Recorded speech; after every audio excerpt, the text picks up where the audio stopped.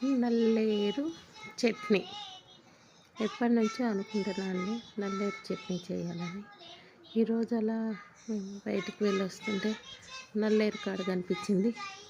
దాంతో నల్లేరు కొన్ని తీసుకొని వచ్చానండి. నల్లేరు చట్నీ తిన్నాను, చూశాను, కానీ ఎప్పుడు చేయలేదు. ఎలా ఉందో చేద్దామని చేశానండి.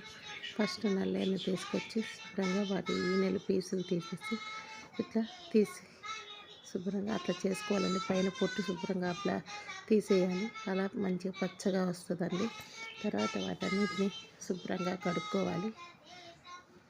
శుభ్రంగా కడుక్కొని చూడండి ఎంత పీస్ వచ్చిందో. కొంచెం వచ్చాయి. ఎంత తీసుకొస్తే పీస్ ఎక్కువ, నల్లేరు కాడలు తక్కువ అని కొంచెం పోపులో కొంచెం పచ్చిమిర్చి ధనియాలు వేయించి మగ్గించానండి. చింతపండు, ఎల్లిపాయలు, కొంచెం నువ్వులు కూడా వేసానండి. కొంతమంది పల్లీలు కూడా వేసుకుంటారు. వేసి మిక్సీలో పట్టేసుకున్నాను అది. తర్వాత నల్లేరు కూడా కొంచెం నూనెలో 2 స్పూన్ల నూనె వేసి నల్లేరుని కూడా బాగా మగ్గించాలండి. నల్లేరు మగ్గాక శుభ్రంగా పచ్చిమిర్చి అని నల్లేరు కలిపి మిక్సీ పట్టేయాలండి. మిక్సీ పట్టేస్తే చక్కగా చట్నీ తయారవుతుందండి.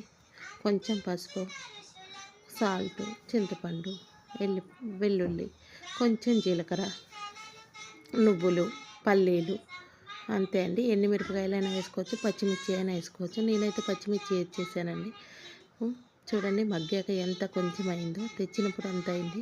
ఇంకోటి చట్నీ కొంచెం లైట్గా 2 ఎండుమిరపకాయలు వేసి పోపు వేసుకున్నానండి. చాలా పిల్లలకి పెట్టానండి. చాలా బాగుంది అన్నారు. ఇదేం పచ్చడి అని అడిగారు.